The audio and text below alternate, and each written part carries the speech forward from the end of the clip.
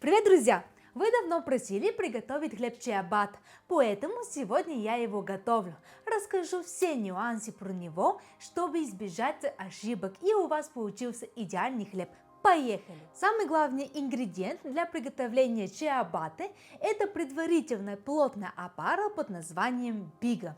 Именно она дает хлебу глубокий вкус, аромат и правильную текстуру.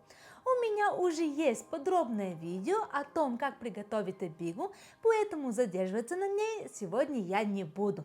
Ссылочку я вам оставлю вот здесь и в описании. Для приготовления сегодняшней биги я использовала 50 граммов муки и 30 мл воды. И первое, что нам нужно сделать, это размягчить бигу. Поэтому нам нужно ее отправить в миску. Вот наша мисочка, вот наша бига. И вот так ее на кусочки нам нужно ее раздробить, скажем так. Теперь нам нужно добавить воду. И здесь главный вопрос, сколько воды нам нужно. И для этого нам нужно вернуться к гидратации самого теста для чиабатта. Обычно гидратация для такой вида хлебного изделия где-то между 70 и 75%. Именно благодаря большому количеству воды у хлеба появляются характерные большие пузыри. И теперь давайте обсудиться по поводу муки и воды, соотношение. Я хочу сделать сегодня тесто со 70% гидратацией, и при этом я хочу использовать 300 грамм муки. Что нам нужно сделать, чтобы мы получили количество воды? Есть очень простая формула. Мы умножаем количество муки на количество гидратации в процентах, 70%. И мы получаем 210 мл воды. Но здесь мы не добавляем сразу 210 мл. Почему? Потому что 210 мл это только общее количество воды, которое нам нужно добавить в тесте. Но мы не забываем о том, что для приготовления биги мы уже добавили 30 мл. Поэтому 210 минус 30 мл у нас получается, что здесь нам нужно добавить 180 мл воды. Добавляем. И то же самое по поводу муки. Я вам говорила, я хочу использовать 300 граммов муки. Но мы не забываем, что для биги мы уже взяли 50. Поэтому нам нужно после этого, когда мы размешаем бигу, добавить 250 граммов муки. Теперь руками разминаем бигу в воде, чтобы она разошлась на мелкие кусочки. Полностью растворить ее у нас не получится. Ну и тем более это не нужно. Но чем меньше у нас кусочки получится, тем равномернее она распределится в тесте.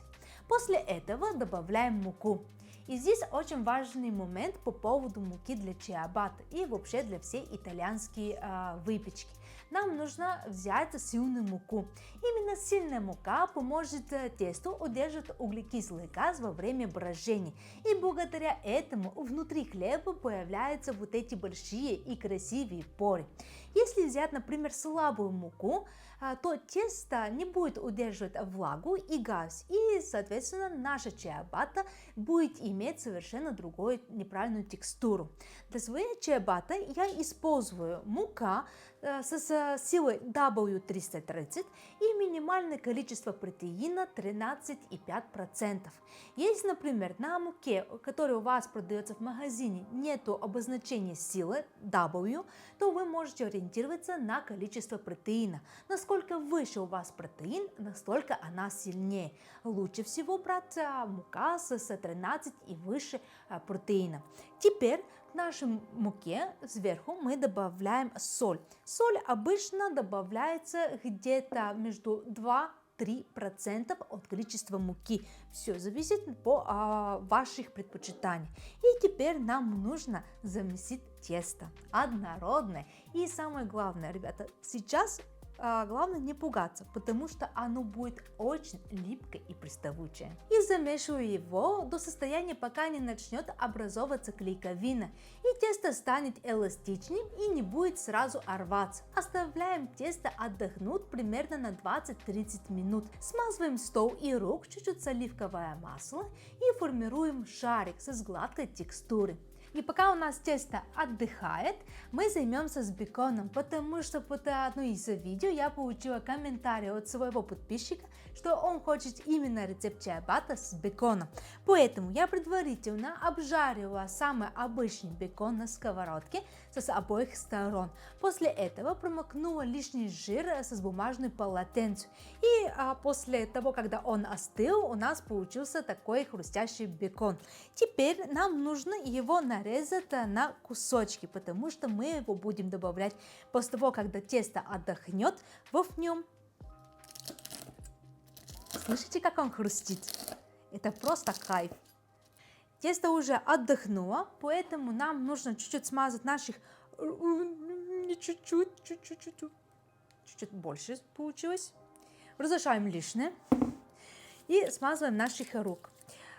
Снимаем нашу миску. Чуть-чуть стол тоже вот так с масличком проходим. И теперь нам нужно наш шарик растянуть. Сколько можем. Конечно, его не нужно растягивать слишком, как, знаете, как панеттоне, тоненько-тоненько. Но нужно чуть-чуть вот так его растянуть, потому что мы будем добавлять наш бекон. Посыпаем сверху беконом по всей поверхности. Затем собираем его в виде конверта. Складываем одну сторону к центру, затем вторую сторону сверху нахлест. После этого один край заворачиваем к середине и второй также в середине, формируя из теста шарик. Теперь нам нужно подготовить форму, где наше тесто будет ферментировать. Нам нужно с оливковым маслом смазать нашу форму. Достаточно большое количество. И вот так хорошо его распределить по всей поверхности. Когда мы этого сделаем, мы возвращаем тесто туда. И обязательно нам нужно его накрыть, чтобы ничего у нас не присохло. Теперь нам нужно оставить тесто на ферментацию где-то на 3-4 часа. За это время у нас образовывается углекислый газ, образовывается нужная текстура нашего будущего чиабатта. Но кроме того, что мы просто будем стоять и ждать, нам нужно сделать несколько приемов складывания, ну или растягивания, каждый по-разному говорит. То есть нам, например, спустя час нужно открыть тесто и его растянуть. Таким образом мы будем его тренировать, соответственно и клейковину будем тренировать, и получится именно та самая нужная текстура для чиабатта. Наше тесто уже готово. Поэтому мы переходим к последний этап, это формовка нашей чиабатта. Пергамент посыпаем семгой, сверху выкладываем тесто из контейнера и очень аккуратно с помощью пальцев слегка растягиваем его, стараясь не нарушая форму и структуру, чтобы пузырьки воздуха остались внутри. Затем с помощью металлической лопатки или ножа разделяем тесто на 2-3 заготовки для чиабатта. После этого разрезаем пергамент под каждую заготовку, чтобы каждый кусочек был отдельно. Наши заготовки уже готовы, теперь мы их оставляем где-то на час, чтобы они еще один раз отдохнули. А пока они у нас чилят, я уже включила духовку на максимальную температуру. И противень тоже поставила, чтобы он тоже нагревался. Когда наши заготовки уже будут готовы и мы будем их отправлять в духовку, я еще добавлю водички, чтобы создалась такая влажная среда, которая гарантирует, что наша выпечка еще лучше поднимется.